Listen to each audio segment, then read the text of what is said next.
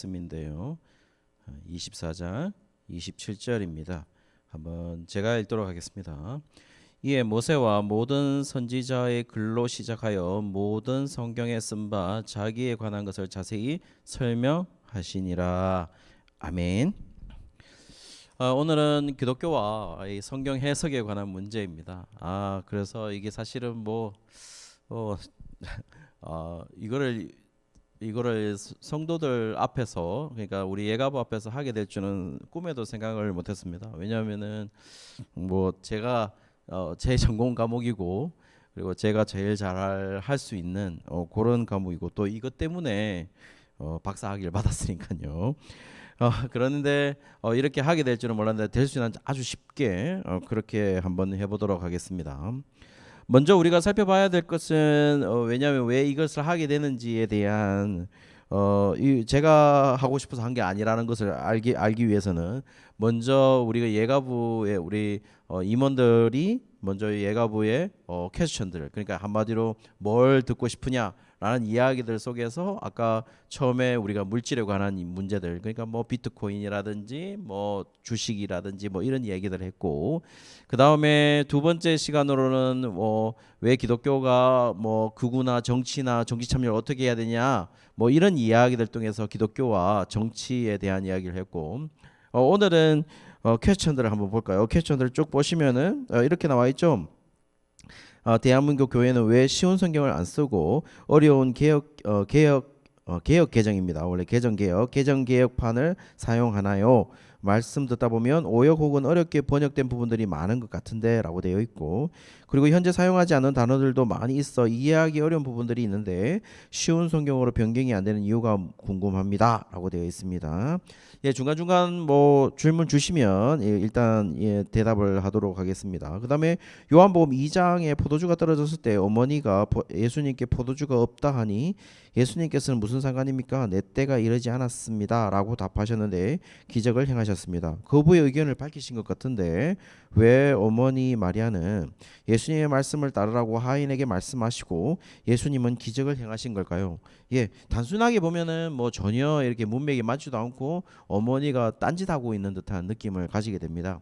그러나 이거는 결국에는 해석에 관한 문제였고, 지금 위에 시온 성경에는 나중에 또 이야기가 계속해서 나오게 되면 같은 이야기들 속에서 나오게 되면은 이야기를 계속 하도록 하겠습니다. 이야기가 안 나오면 나중에 질문으로 주시면 바로 대답을 하도록 그렇게 하도록 하겠습니다. 먼저 우리가 해야 될 건 결국 이 모든 것들은, 그러니까 오역이란 말이 뭔가요? 아까 왜 오역 때문인가요? 잘못 번역된 건가요? 이런 얘기들은 다 뭐냐면은 다 해석에 관한 문제이죠. 그러니까 제일 마지막 요한복음 2장에 관한 문제도 결국 해석에 관한 문제입니다. 그래서 오늘 우리가 해석학이라는 것이 무엇이고, 그러니까 해석의 목표가 무엇이고, 해석은 어떻게 하는 게 맞느냐라는 문제를 우리가 한번 해볼까 해요. 첫 번째로 해석학의 정의를 한번 볼까요? 해석학의 정의, 첫 번째로 우리가 다룰 것은 해석학의 정의인데요. 해석학이라고 하는 것은 영어로 hermeneutics입니다.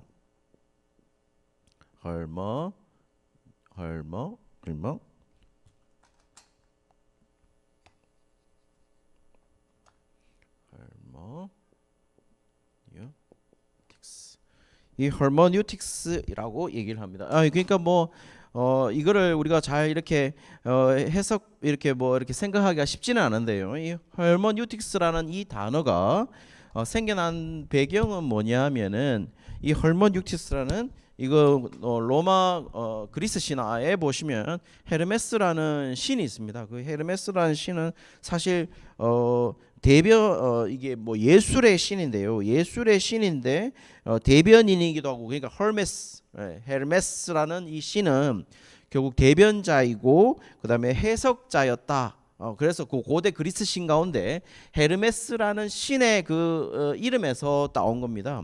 그래서 여러분이 보시면은 사도행전 14장 12절에 보시면은 바나바와 바울을 가지고 뭐라 그러냐면 사도행전 14장 12절에 보시면 바나바를 가지고 제우스라고 얘기했고 바울은 말을 하는 자이기 때문에 뭐라고 했냐면 헤르메스다 이렇게 얘기를 했거든요. 그리고 옛날 성경에는 스스 헐메 이렇게 되어 있습니다. 스스 그러니까 바나바를 스스라 했고 그냥 제우스입니다. 제우스. 그리고 바울을 헐메라고 했는데 이게 바로 헤르메스죠. 지금 성경은 지금 개역 개정은 어떻게 되냐면 개정 개역은 어떻게 되냐면은 헤르메스다. 이게 바로 헐먼유티스라는 뜻입니다. 그러니까 말을 하는 자죠. 대변자이라는 뜻이고 해석자. 그거는 결국 어디서 따왔냐면은 로마 그리스 신화에 보시면은 그 말을 하는 대변자나 이런 사람을 그 신을 가리켜서 헤르메스다 이렇게 얘기를 했거든요. 그래서 여러분이 보시면은 결국에는 말을 하는 사람이다라는 뜻이고 결국 이 뭡니까 이 기술적 용어 그러니까 설명하는 일에 대한 어떤 일을 어떤 말을 어떤 글을 설명하는 어떤 기술적 용어가 바로 이 헐머뉴틱스다 이 해석하기다 이렇게 얘기를 하는 겁니다. 이 단어는 또 성경에도 나타나기 시작한대요. 오늘 성경이 어디 나타나냐면은 바로 그 오늘 지금 방금 본문을 읽었던 누가복음 24장 27절에 보시면 헬라어와 또 이 헐머뉴틱스라는 이 단어가 나타나기 시작하는데요. 그게 뭐냐면 바로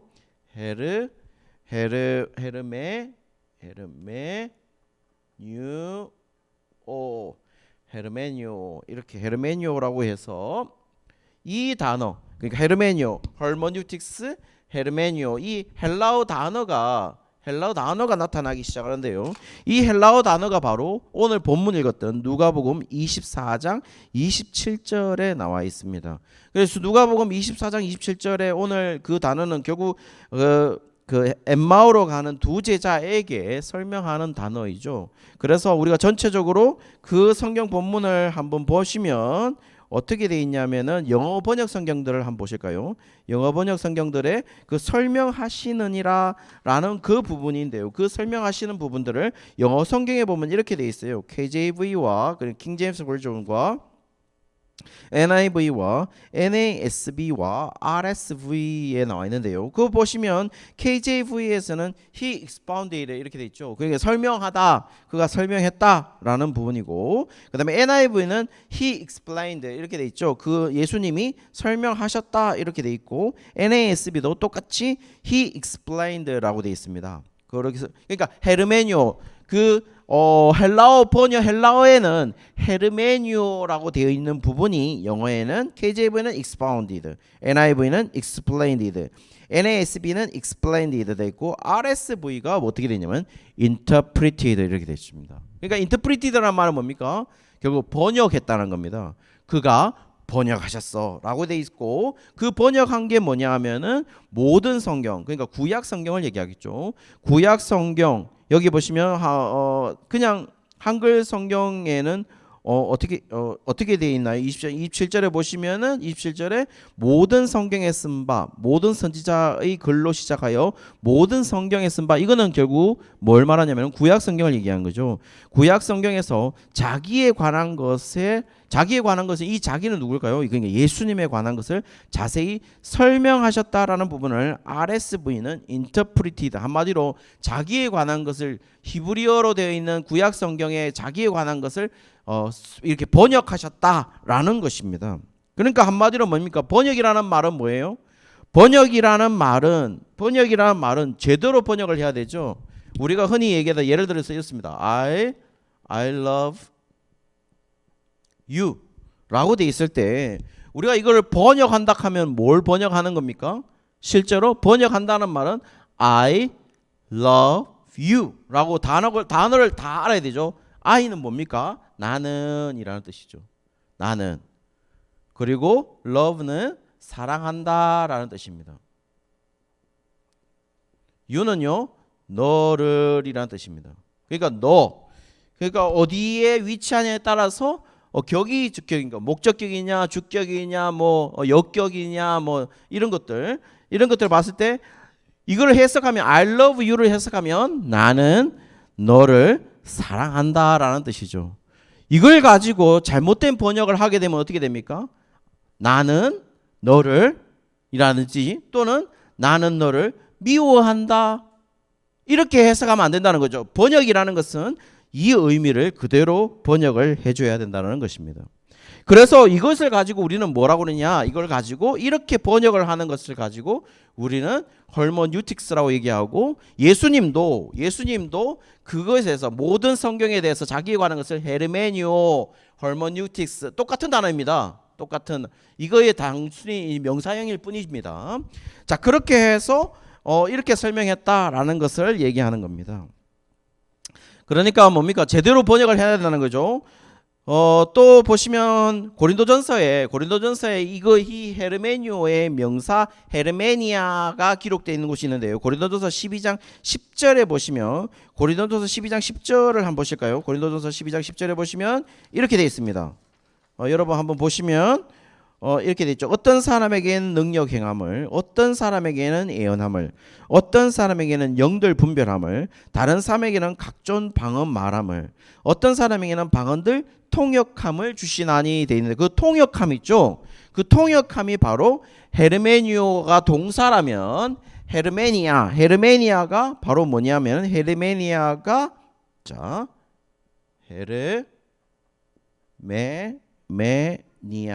메네이아 이렇게 돼 있습니다. 메네이아라고, 헤르메네이아 이렇게 돼 있는데, 이거는 동사이고 이거는 명사입니다. 한마디로 말해서 이거는 번역한다라는 말, 그러니까 설명한다라는 것이고, 이거는 번역이라는, 설명이라는 명사입니다. 이 헤르메니아. 근데 여기 보시면은 결국 헤르메니아가 뭐라고, 우리 한글 성경에는 뭐라고 했습니까? 통역한다라고 되어 있다는 거죠. 자, 통역한다는 말은 다시 또 한번 들어가서 내가 어떻게 통역하느냐, I love you 라고 한다면 통역을 어떻게 해야 됩니까? 제대로 해야 되죠. 뭐 어떻게 맞게 통역하려면 뭐죠? 나는 너를 사랑한다, 이렇게 통역해야 된다는 거죠. 다르게 통역하면 안 된다는 거죠. 그렇죠? 그렇게 되어 있는 겁니다. 그래서 이걸 가지고 우리는 뭐라고 얘기하느냐, 해석을 했다, 이렇게 얘기를 하는 겁니다. 뭐 조금 더 나가면은 결국 뭡니까? 우리가 흔히 말하는 이 예수님도 모든 성경에 관해서 자기가 했던, 자기에 대한 것을 설명하는 것을 설명했다, 이렇게 얘기하죠. 그래서 뭐냐, 구약 성경은 결국 누구를 설명하는 거냐라고 봤을 때, 예수님이 그 사람들이 마음이 뜨거워진 이유가, 엠마오로 가는 두 제자가 마음이 뜨거워진 이유가 뭔데요? 마음이 뜨거워졌던 것은 결국에는 예수님이 자기에 관한 모든 구약 성경에서 자기에 관한, 예수님에 관한 것을 번역하고 설명했을 때 결국 그 사람들이 뜨거워졌다, 이렇게 말하는 거잖아요. 그러면 우리가 구약을 얘기를 할 때 어떨 때 우리가 구약이 마음이 뜨거워진다는 건가요? 예수님을 얘기할 때 마음이 뜨거워졌다는 거죠. 그러면 우리가 구약을 설교할 때 결국 누구를 관한 이야기들을 설명을 해야 됩니까? 그게 예수님에 대해서 비춰진다면 예수님을 설명해야 된다는 거죠. 구약을 설명하더라도. 한마디로 말해서 구약에 관한 이야기들, 이 일들 속에서 우리가 자꾸 다른 것들을 설명하는 경우가 너무나 많아요. 물론 막 그걸 억지로 예수님을 막 이렇게 우리가 쫓아가서는 안 되지만, 예수님에 대해서 분명히 얘기를 하고 있는데 예수님에 관해서 설명하지 않는다면 그거는 뭐죠? 지금 성경 예수님에 관한 누가복음 24장 27절에 관한 거는 결국에는 예수님을 설명하지 않는 것이죠. 그러면 그건 해석은 어떻다는 말입니까? 잘못되었다는 얘기입니다. 예를 들어서 이런 겁니다. 아까도 말했다시피 고린도전서 12장 10절에서 각종 방언을 말하고 있는데 그 방언을 통역하는 것이다. 그러면 통역이 잘못되면 됩니까? 잘못되면 안 되죠. 그리고 여기에 보시면은 각종 방언 말함이라고 하는 걸 기도로 한정시키지 않았잖아요. 우린 자꾸 이걸 기도라고 생각하잖아요. 기도가 아니에요. 왜 우리가 방언을 말해요? 우리가 왜 방언을 말합니까? 보통 방언을 말하는 방언에 가지고 있는 효용성이 뭐예요? 그러니까 나와 하나님과의 비밀 대화잖아요. 그런데 그럼 왜 통역을 해요? 비밀인데. 그리고 기도로 말하고 있는 방언에 관한 말한 것도 보면은 반드시 어떻게 한다고요? 통역할지니라, 이렇게 그걸 반드시 통역해야 된다, 이렇게 얘기하고 있어요. 그러면 비밀이 아니잖아요. 그러니까 우리는 성경을 잘 봐야 됩니다. 하고 싶은 얘기는 굉장히 많은데 넘어가도록 하겠습니다. 어쨌든 그러니까 우리가 이래 보면은 결국 해석이 어떻게 돼 있다는 거죠. 결국 뭡니까? 지금 말하고 있는 거는 결국 해석이라는 것은 원리가 있다는 겁니다. 방법이 있다는 거예요.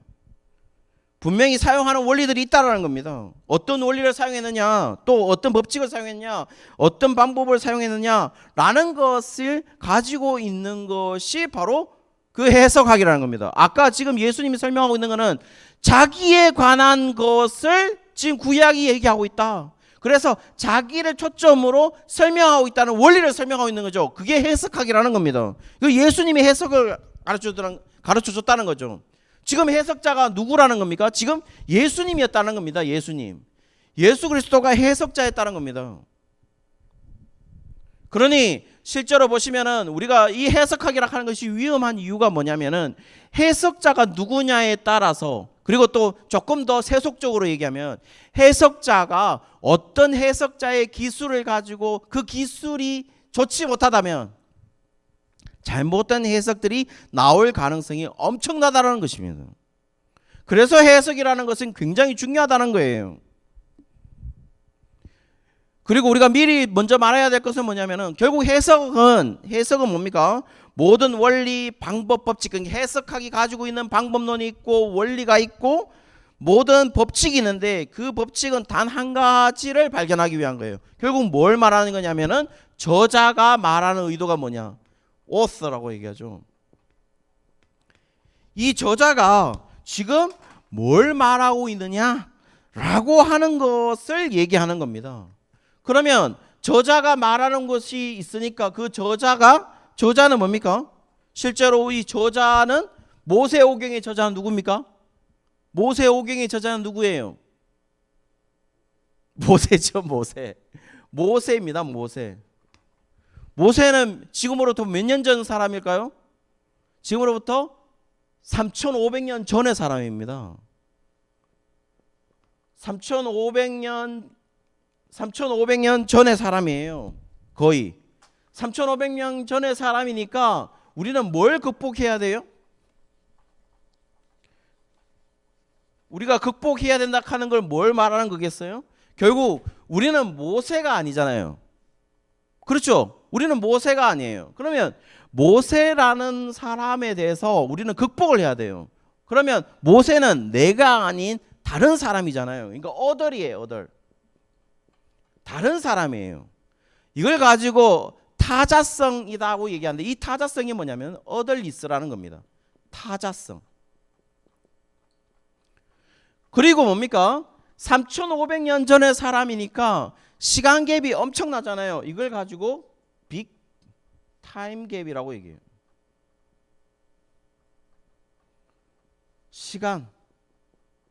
시간의 차이. 결국 자 이쪽 한번 보실까요? 보시면은 결국에는 만약에 모세오경에 대해서 얘기를 한다면 모세가 기록되어 있기 때문에 모세는 내가 아닌 다른 사람이라는 겁니다. 그러면 우리는 극복해야 되는 게 있어요.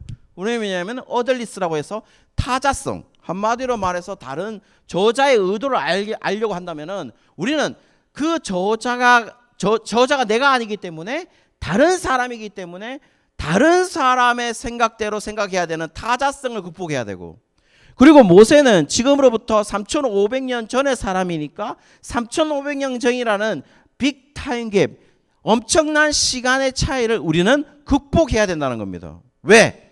모세가 기록했다면 모세가 왜 이걸 기록했고 모세가 의도하는 바가 무언지를 파악하는 것이 우리 해석학의 목표이니까요. 이게 엄청나게 어려운 겁니다. 예를 들어서 이런 거예요. 우리가 잘못되는 파악들이 있습니다. 그거는 우리가 예를 들어서 이런 시대를 파악하기 위해서는 결국에는 우리가 쓰는 방법론들이 뭐냐 하면은 결국 그림을 하나 또 보여드릴 건데요. 그림을 한번 보실까요? 우리가 쓰는 방법론들이 있어요. 우리가 쓰는 방법론들 가운데에 우리가 그림이 하나 보여질 건데요. 당시의 저자가 있고 그 다음에 현 독자가 있고 현 세대의 적용이 있어요. 그래서 첫 번째 그림을 보시면 저자의 의도가 있고 저자 의도가 있고 여기 현 독자가 있어요. 현 독자는 우리겠죠. 그 다음에 적용이 있어요. 현 시대의 적용이 있습니다. 그 다음에 똑같이 의도가 있고 저자가 의도가 있고 현 독자가 있고 그 다음에 적용이 있어요. 우리가 1번을 보시면은 결국에는 1번은 보통 우리가 생각하는 저자 의도가 있으면 독자에게로 가고 그 현 독자가 벌써 현 시대를 적용한다라고 생각을 하는 거죠. 예가부 여러분, 이 독자는 the first reader라고 해가지고 원래 원독자가 아닙니다. 원독자라고 하는 것은 저자가 얘기했을 때 이 저자가 예를 들면 모세라고 얘기한다면 이 독자는 지금 현 세대의 독자이지 3,500년 전에 모세가 이 글을 처음으로 얘기를 하고 이 글을 처음으로 들었던 원래 독자가 있을 거 아니에요. 원래 독자가 있겠죠. 시집사님 이해가 되죠? 3,500년 전에 원래 독자들이 있었을 거 아니에요. 그 원래 독자가 아니라 지금 현 독자, 지금 시흥근 집사님이라는 겁니다. 지금 예가부 사람들이라는 거죠. 그러면 이 예가부 사람들이 들었을 때 현 세대에 적용하는 겁니다. 지금 다 뭡니까? 모든 거의 대부분의 설교자들이나 해석자들이 이런 식을 하고 있다는 겁니다. 왜 이렇게 하고 있죠? 이유는 한 가지예요. 이유는 뭐냐면은 성경이 지금 본문의 저자가 의도를 했다 하더라도 성경이 현 세대의 실존적인 의미, 그러니까 현 세대, 저 성경이 나한테 지금 실제적으로 나한테 의미되어지고 실제적으로 나한테 유익이 되지 않는다면 저 성경이 나한테 무슨 의미가 있는데 라고 생각하기 때문에 지금 모든 대부분의 99%의 성경 해석은 99.9%죠. 그리고 설교가들의 대부분의 해석은 다 뭐냐? 저자가 의도를 했는 것을 독자가 듣고 그 독자가 듣는 그걸 현 세대에 적용할 수 있어야 된다는 거예요, 지금. 왜냐하면 현 세대에 적용하지 못하는 성경은 나한테 의미가 없으니까. 대부분은 다 이렇게 하고 있다는 겁니다. 그러면 이 방법이 맞느냐라고 저에게 물으신다면 이게 정통적인 우리가 개혁주의적인 우리 교단이 하고 있는 방법론이냐라고 물으신다면 저는 단정적으로 얘기할 수 있습니다. 이 방법론은 틀렸다.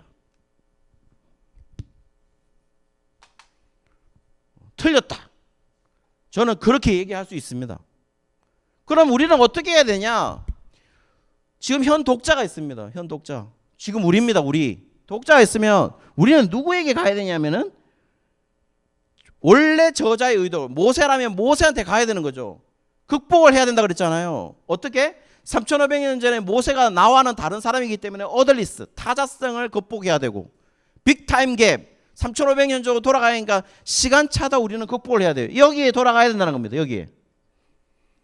그리고 그 저자가 의도하는 그것을 지금 현 세대에 적용할 수 있도록 해 주어야 된다라는 겁니다. 그러려면 어떻게 해야 되는가? 이 독자가 이 의도를 어떻게 해야 됩니까? 파악을 해야 되는 거죠. 우리는 이 파악하는 작업을 뭐라 그러냐? 우리는 해석이다. 이렇게 얘기한다는 겁니다. 어떻습니까? 시집사님 이해가 됩니까? 지금 제가 지금 뭡니까? 지금 제 앞에 우리 시영근 집사님과 박환수 집사님밖에 없어가지고 물을 사람이 없어서 지금 박환수 집사님 바쁘시고 시집사님은 지금 저를 보고 계시고 있기 때문에 제가 물을 수 있는 사람이 시집사님밖에 없어요.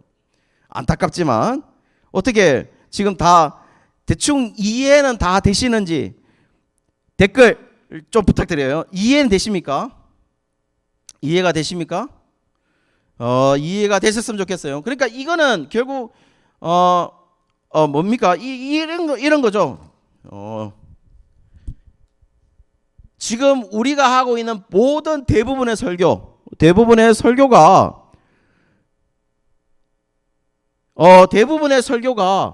저자가 있으면 독자가 이 저자를 독자 자기 쪽으로 끌고 와서 결국에는 현 세대에 적용을 시키려고 하고 있다는 겁니다. 왜 이런 식으로 하느냐?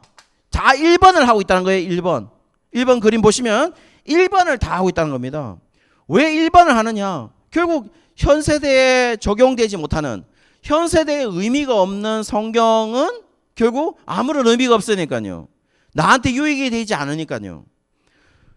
그렇게 모든 사람들이 이렇게 하고 있지만 이게 맞느냐라고 물으신다면 다시 말씀드리지만 절대로 맞지 않습니다. 맞지 않아요.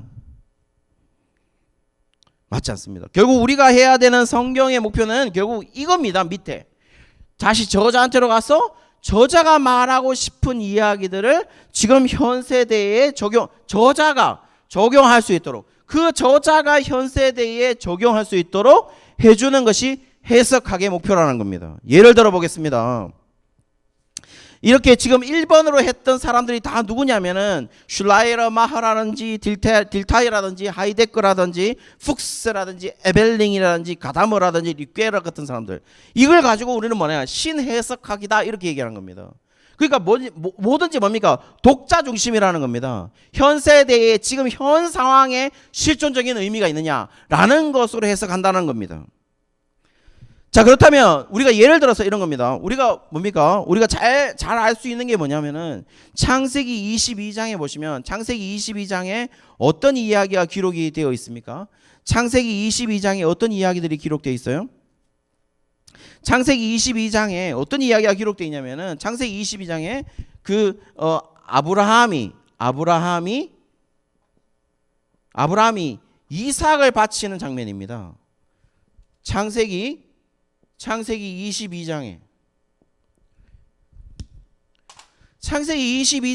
아브라함이 이삭을 바치는 장면인데요. 아브라함이 이삭을 바치는 장면에서 우리는 뭡니까? 거기에서 우리는 여호와 이레라는 엄청난 이야기들, 이 단어를 듣게 되는 곳이 어디냐면 바로 창세기 22장이에요. 그러면서 여호와 이레가 무슨 뜻이냐면 예비하시는 하나님이다, 이렇게 우리는 생각을 하고 있는 거죠. 그런데 이 장면을 잘 보시면은 이 여호와 이레가 땅 이름이다. 땅 이름. 여호와 이레가 땅 이름이에요. 땅 이름입니다. 땅 이름.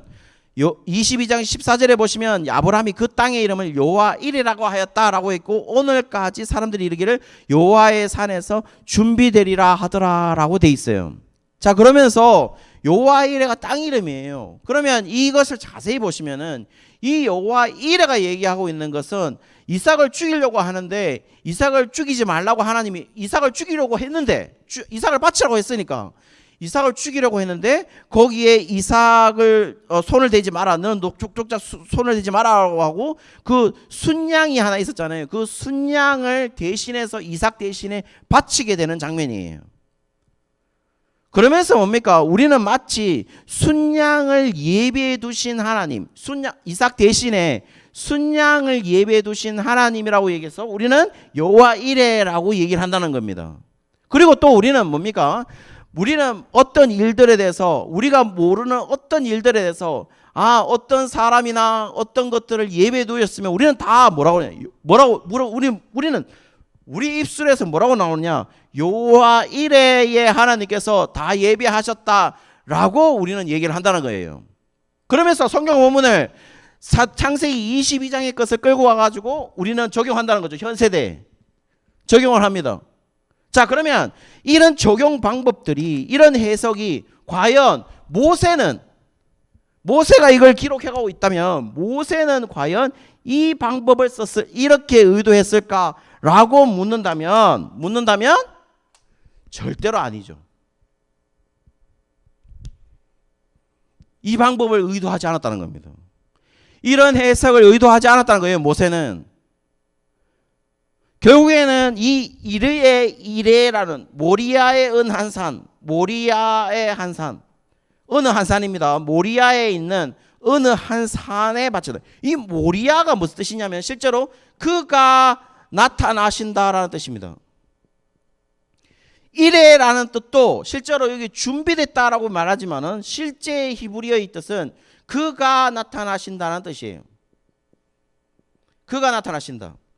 그러면 이 그라는 것은 뭘 말하는 거겠어요? 이 그는 누구겠어요? 지금은 순양이 나타났잖아요. 그런데 순양이 나타났는데 그 순양은 우리는 또 알아요. 이 순양은 누구를 지금 의미하고 있어요? 사실은 신약으로 본다면 그렇죠. 예수님이죠. 저기 지금 시영근 집사님이 이거는 예수님이다 라고 얘기를 했어요. 그러면 나중에 누가 나타날 것을 지금 이 얘기를 통해서 하고 있는 겁니까? 예수님이 나타나실 것이라는 것을 얘기하고 있는 거죠. 모세는 몰랐죠. 모세는 몰랐을 가능성이 많아. 그러나 분명히 하나님이 그가 나타나셔서 이 모든 것들을 해결하실 것이라는 것을 모세는 기록하면서 얘기하고 있다는 거예요. 여러분 정확하게 제가 말씀드리겠습니다. 모세는 예수님을 몰라요. 왜냐하면 예수님은 모세보다 1500년 후에 태어나실 분이에요. 왜 우리가 하나님 믿기에 더 좋은 사람이냐 모세보다? 우리는 예수님을 본 사람들이잖아요. 예수님보다 훨씬 더 뒤에 태어난 사람들이에요. 예수님을 아는 사람들이란 말이에요. 원래 실제적인 예수님을 아는 사람들이라는 겁니다. 그런데 모세는 몰랐음에도 불구하고 뭡니까? 그가 나타나실 것이라는 얘기를 했다는 거예요. 그래서 이삭 대신에 순양으로 대신 드리는 역사들을 이룰 것이라는 것을 모세는 지금 얘기하고 있다는 겁니다. 그러면 창세기 22장에 모세가 이걸 기록하고 있다면 모세는 지금 뭘 의미했느냐? 현 세대에 우리한테 무슨 얘기를 던져주고 있느냐? 독자가 모세한테 가가지고 이 얘기를 듣는다면 얘들아 이삭 대신에 하나님이 순양을 예배했더라. 그 순양은 뭔데? 너희들이 봤을 때 지금 순양은 예수님을 상징한다. 그 얘기를 하고 있는 거죠. 그러므로 지금 있는 창세기 22장에 모세한테 이 얘기를 듣는다면 지금 그거는 뭐냐? 바로 예수님에 대한 이야기라는 겁니다. 누가복음 24장 27절이 뭐라고 말했습니까? 예수님이 구약에 있는 것들을 자기에 관한 것들로 인하여 설명하더라고 그래요. 자기에 관한 것을 설명했다 이렇게 돼 있잖아요. 자기에 관한 것으로 자기에 관한 것 안에서 설명하더라고 그래요. 자기에 관한 것 안에서 번역을 했다는 겁니다. 자기에 관한 것 안에서 해석을 했다는 거예요. 모든 성경을.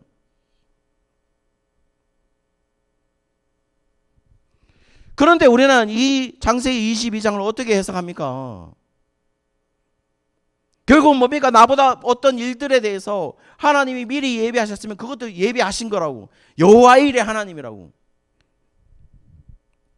이걸 가지고 우리는 신해석학이다 이렇게. 우리는 신해석학이라는 것을 이렇게 뭡니까? 독자들에 의해서 현 세대에 적용하는 이 1번의 방법론을 우리가 해야 되느냐라고 물으신다면 하면 안 된다는 겁니다. 하면 안 돼요. 해석을. 그렇게 해석하면 안 된다는 겁니다.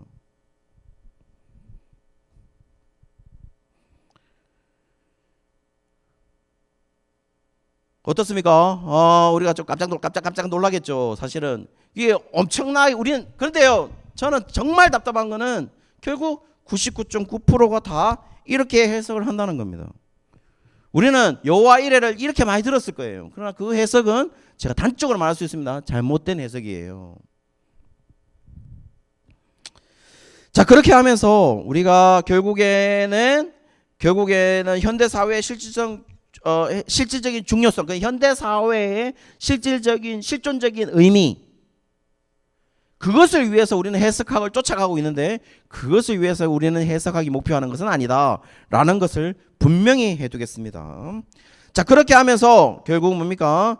해석학에 대해서는 분류가 있습니다. 분류가 있는데 그 분류를 한번 찾아볼까요? 분류가 있는데 두 번째입니다. 해석학의 분류를 보시면 해석학에는 일반 해석학이 있고 특수 해석학이 있어요.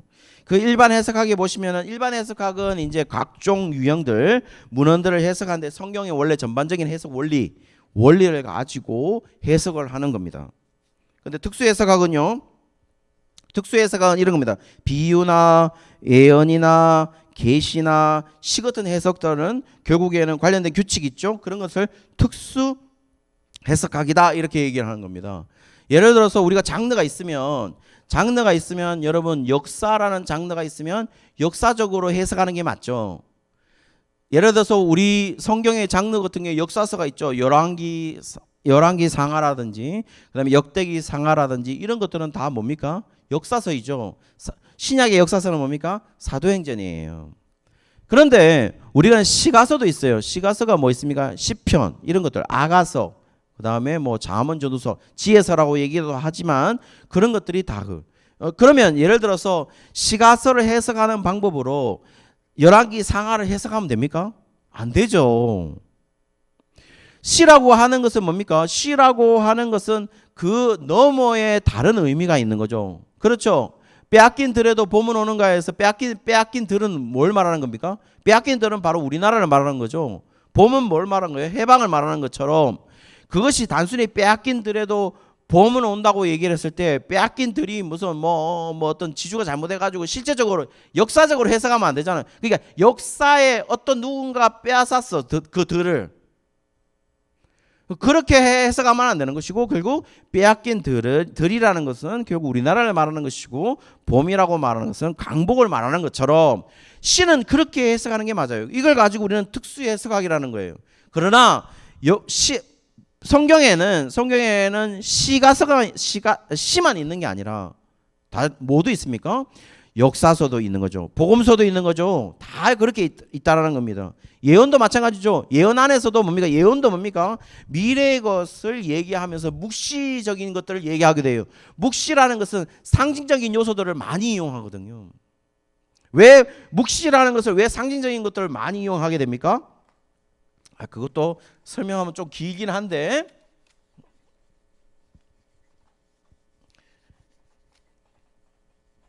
이런 겁니다. 예를 들어서 이스라엘 역사를 보면 바벨론 포로부터 바벨론 포로 800년 BC 9세기가 아니죠. 거의 8세기 9세기부터 계속해서 시달리게 되죠. 그리고 뭡니까? AD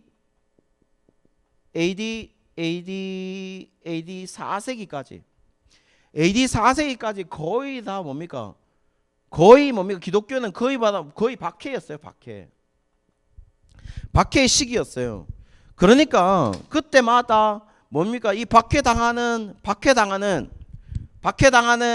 이 이스라엘 백성들은 결국 이 박해에서 풀려나오고자 하는 소망이 있어야 되잖아요.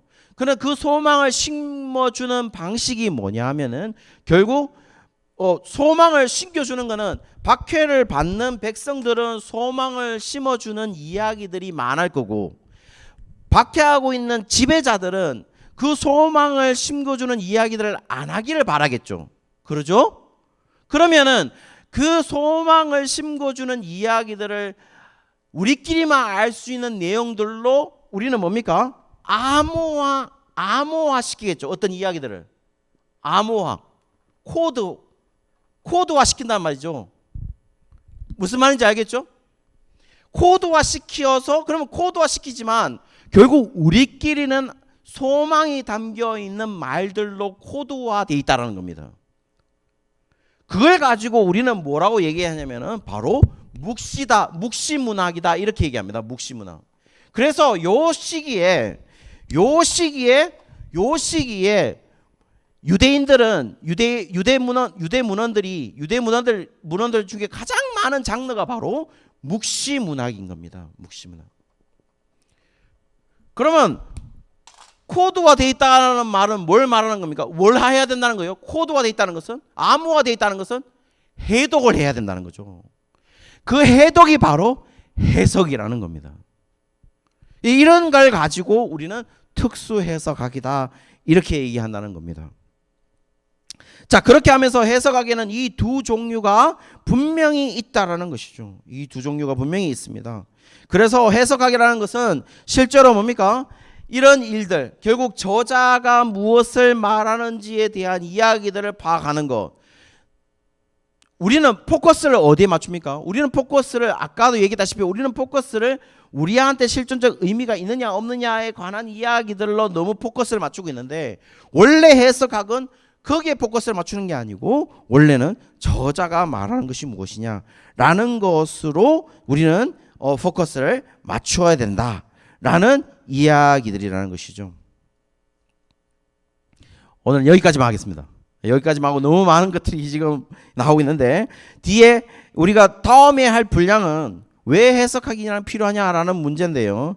우리가 일단 질문을 조금 받고 해석학이 왜 필요하냐에 관한 문제들은 우리가 다음 시간에 한번 해볼까 하는데요.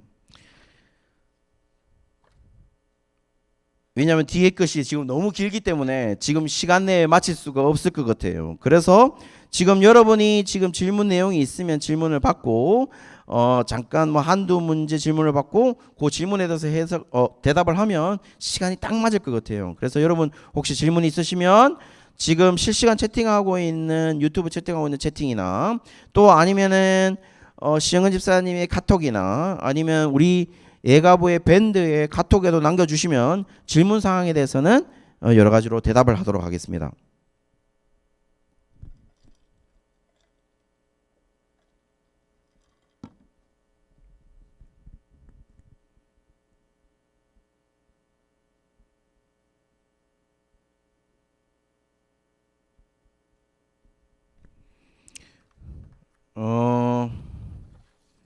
여러분이 질문한 내용들 가운데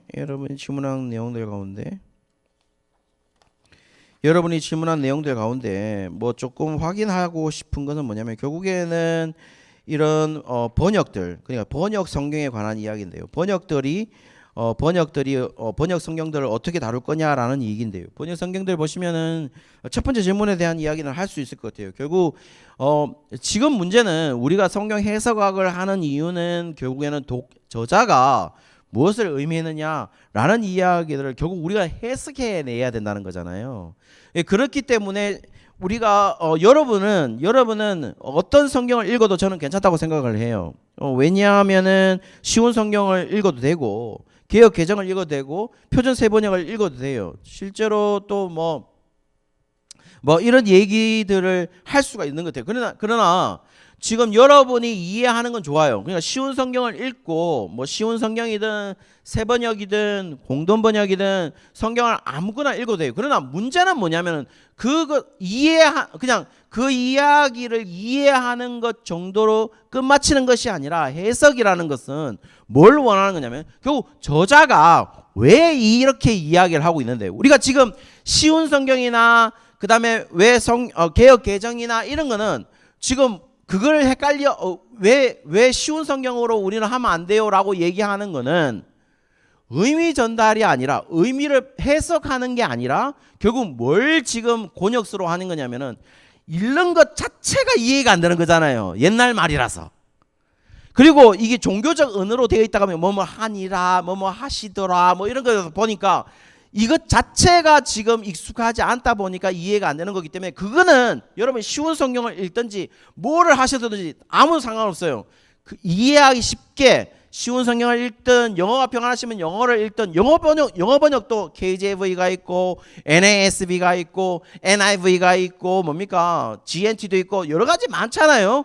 그런데 그 영어 번역들이 다 좋으냐? 그렇지 않단 말입니다. 다 뭐예요? 분명히 오역된 부분들이 있어요. 결국은 뭘 해야 되느냐면은, 우리가 하고 있는 해석의 작업은 한글 성경 가지고 우리가 번역하고 있는 게 아니에요. 한글 성경을 쉽게 번역하는 게 아닙니다. 우리가 하는 작업은 해석학이라 하는, 원래 우리가 해야 되는 작업은 뭐냐면은 왜 저자가 이것을 말하고 있느냐라는 것이에요. 그러면 그 이야기를 우리가 들을 수 있어야 된다는 겁니다. 그런 의미에서 지금 질문 들어온 거는 뭐냐면은, 유튜브 말씀 영상들이 많은데 2배속 들어도 되느냐라고 했을 때 2배속 들을 수 있으면 듣는 거죠. 왜냐하면은 이거는 우리가 성경을 듣는 게 아니잖아요. 지금 우리의 목표는 뭐냐면 성경 해석을 듣는 거예요. 설교락 하는 것도 성경 해석을 듣는 거란 말이에요. 그렇잖아요. 그죠? 그러면 성경 해석이 똑바로 들린다면 그거는 뭐 2배속을 듣든 3배속을 듣든 아무 상관없어요. 그리고 또 우리 한글 성경이 쉬운 성경이냐 개형 개정이냐 뭐 표준 세번역이냐 공동 번역이나 아무것도 상관이 없어요.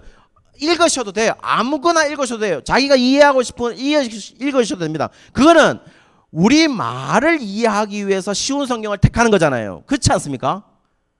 내가 이것을 잘 해석하기 위해서 쉬운 성경을 듣는 게 아니라 이 말 자체를 우리는 이해하고 싶은 거예요. 그래서 쉬운 성경을 읽는, 그거는 쉬운 성경을 읽어도 됩니다. 문제는 뭐냐면 그럼 이 쉬운 성경을 이렇게 말을 하고 있는 저자의 진짜 의미가 뭔데? 라는 것이 중요하다는 겁니다. 그거는 분명히 뭐 어떻게 해야 됩니까? 그거는 들어야 되는 겁니다. 그거는 해석자에 의해서 해석을 해서 들어야 되는 게 맞는 거죠. 또 질문이 또 들어왔는데요. 예.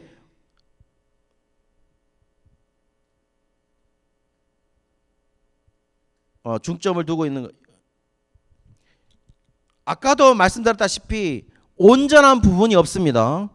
성경을 읽을 때에 가장 중점을 두고 있는 것은 그냥 성경 자체의 이야기를 먼저 그러니까 내러티브죠.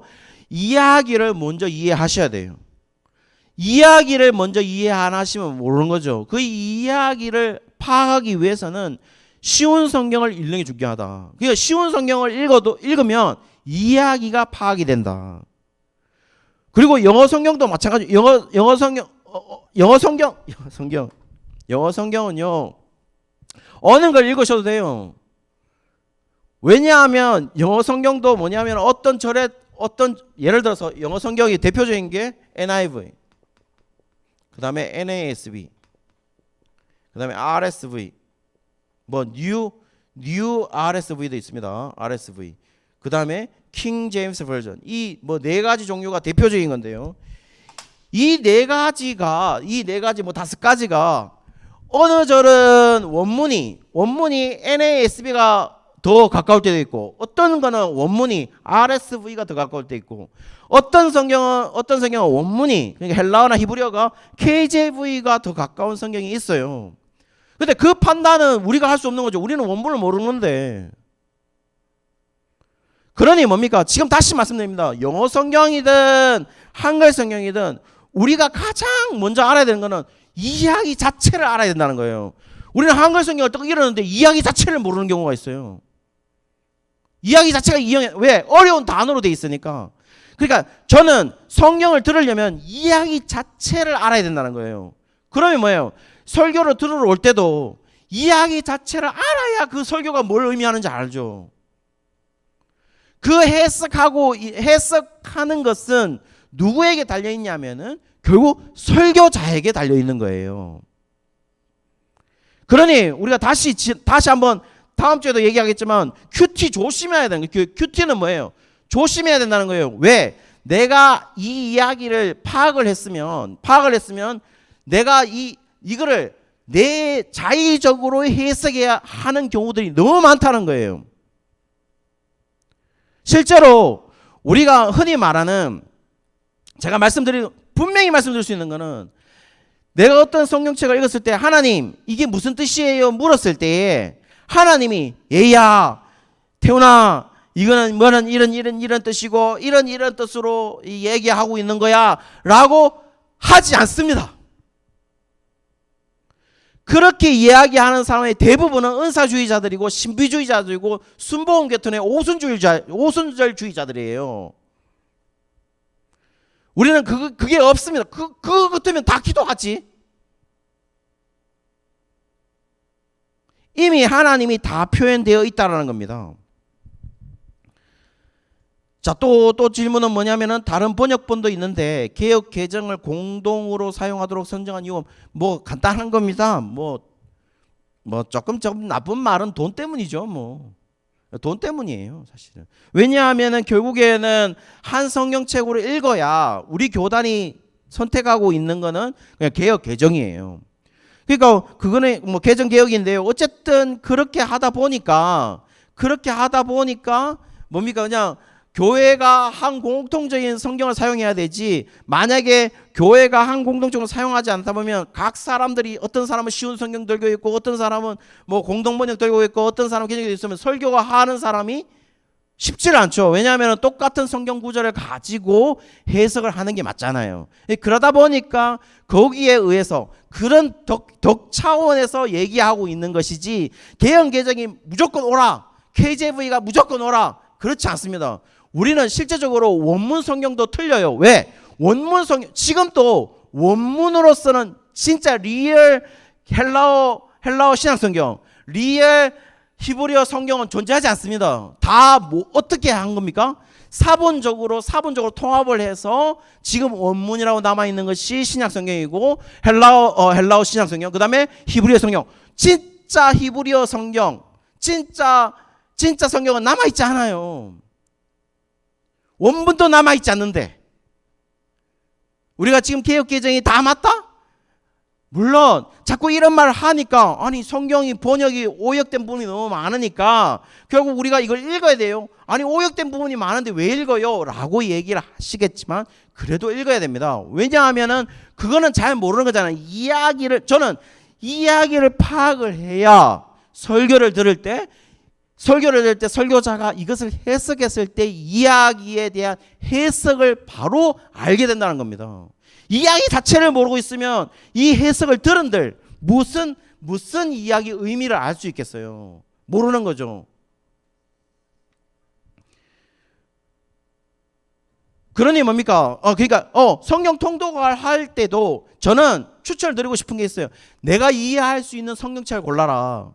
그냥 쉬운 성경이면 쉬운 성경 저는 읽는 거를 권해요. 왜냐하면 지금 번역 성경 너무 어렵잖아요. 옛날 언어로 되어 있잖아요. 청소년들이 지금 이 성경책 보면 이해한다고 생각하세요? 시수님 이해하겠어요? 이해 못합니다. 그리고 설교 이 해석은 누구한테서 듣는 게 맞냐? 정확하게 해석은 설교자에게 듣는 것이 맞습니다. 왜냐하면 결국 설교자는 뭘 파악해야 되냐? 지금 설교자도 반드시 뭡니까? 현 세대에 적용하는 것에 포커스를 맞추는 게 아니라 뭘 파악해야 된다고요? 바로 저자가 뭘 말하고 싶은 건지, 저자가 지금 나에게 들려주고 싶은 이야기가 뭔지를 파악하는 것은 결국 그거는 설교자의 몫이에요.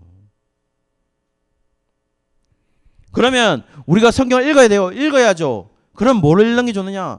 개혁 개정이 어려우면 쉬운 성경을 읽으세요. 읽으셔가지고 일단 이야기를 파악하는 것이 중요하고, 그래서 여러분 저는 많은 사람들이 큐티에 대해서 자꾸 얘기하시는데 큐티요 정말 위험한 겁니다. 큐티 조심하셔야 돼요. 지금 성경을 읽지 말라는 얘기가 아니에요. 큐티는 정말 조심하셔야 되는 거예요. 왜냐하면 큐티를 잘못하다 보면 결국에 뭡니까? 큐티는 결국 내가 이해하는 것만 듣는 거죠. 내가 이해하는 것만, 이게 근데 내가 이해한 거하고 저자가 말하려고 하는 의미가 틀리다면 어떡하실 건데요? 거기에 대한 보증을 할 수 있어요, 우리가? 우리는 정확하게 배운 사람이 아니잖아요. 성경에 대해서 정확하게 배운 사람, 성경 해석학이라든지 구약이라든지 신약을 배운 사람들은 목사님들이에요. 우리가 모르는 이상 우리는 성경을 읽고 그 내용만을 파악하는 그 정도만 해도, 왜냐하면 설교를 들을 때 훨씬 더 큰 의미로, 훨씬 더 알아들을 수 있는 의미로 들을 수 있는 게 바로 성경을 읽는 사람들의 특권이에요. 그게 장점이란 말이에요. 성경을 읽지 않으면 내용 자체를 파악하기도 쉽지 않아요. 왜냐하면 성경은 어려우니까. 어떨 때 설교자들은 이 내용을 알고 있다고 생각하고 설교하는 경우도 많거든요. 특별히 일회 신자들에게는. 일회 신자라는 게 뭐죠? 오래 다닌 교회 오래 다닌 사람들에게는. 왜냐하면 지금 어쨌든 지금에 있는 설교자의 설교들이 새로운 신자들, 완전히 믿지 않다가, 완전히 안 믿다가, 전혀 모르다가 온 사람들이 듣기에는 뭐 들을 수 없는 내용들이잖아요, 사실 설교가. 또요, 너희는 무엇을 먹을까 무엇을 마실까 하여 구하지 말고 근심하지 말라. 이 모든 것이 세상 사람들이 구하는 너희 아버지 이런 것 있어야 될 것을 아시느니라. 다만 너희는 그의 나라와 그리하면 이런 것들을 너희에게 더하시리라. 누가복음 12장에 제자들에게 하신 말씀 오늘날 현재 성도에게 해당되는 건가요? 해당되죠. 12장에 있는 것들이 해당이 됩니다.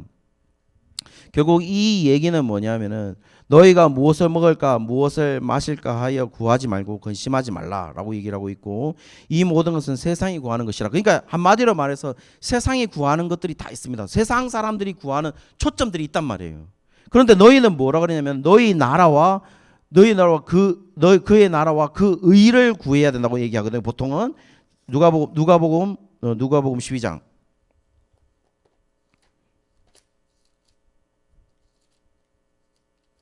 누가복음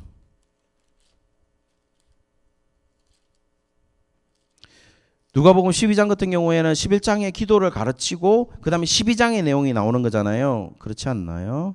보면은 누가복음 11장의 기도에 대한 이야기를 가르치고 그 다음에 12장에 누가복음 12장에 그 얘기를 하고 있거든요. 맞지 않나요?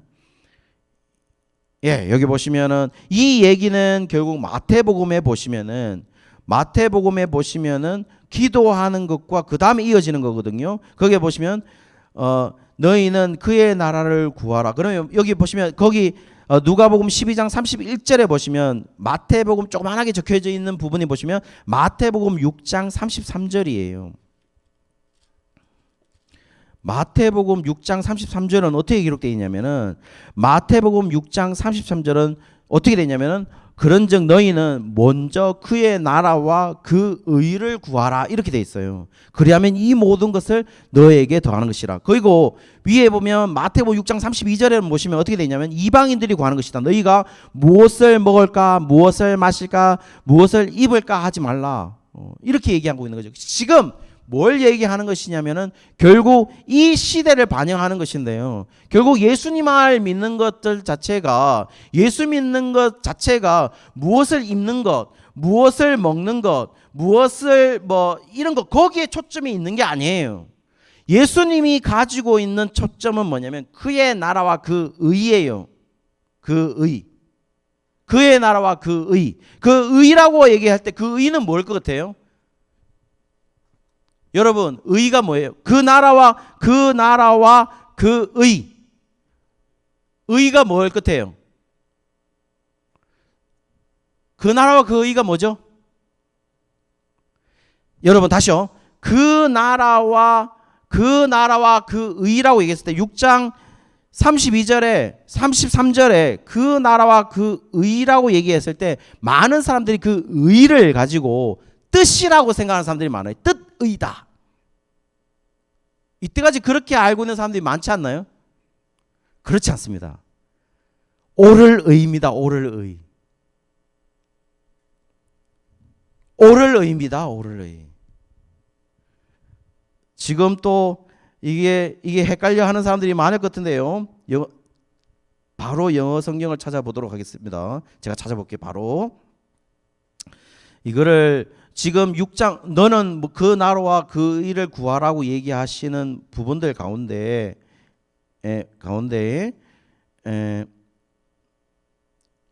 NIV 그 다음에 마태복음 신약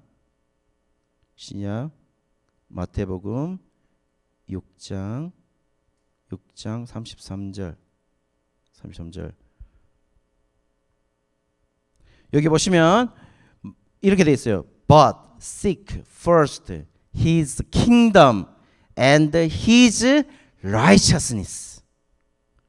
그러니까 의라는 것은 너희가 그러니까 뭡니까? 우리가 포커스를 먼저 맞춰 너희가 제일 먼저 해야 될 것이 뭔데? 라고 얘기를 했을 때 너희가 먹는 것이나 입는 것이나 그 다음에 마실 것은 결국 뭐예요? 세상의 것을 의미하는 것이잖아요. 왜냐하면 이때는 예수님을 따르는 것이 이것을 보증하고 있지는 않거든요. 그러면 너희들이 먼저 구할 것이 뭔데라고 했을 때 그의 나라라는 말은 그의 나라, 하나님 나라죠. 그리고 그의 의라고 하는 것이 뭔데요? 의는 뭔데? 무엇이 옳은데요? 무엇이 옳아요? 신약 성경의 옳음이라 하는 것은 뭐예요? 신약 성경 전체가 옳다, 너는 옳아, you are right. 옳음이라고 하는 것은 결국 딱 한 개예요. 뭐냐면 예수님을 믿는 것.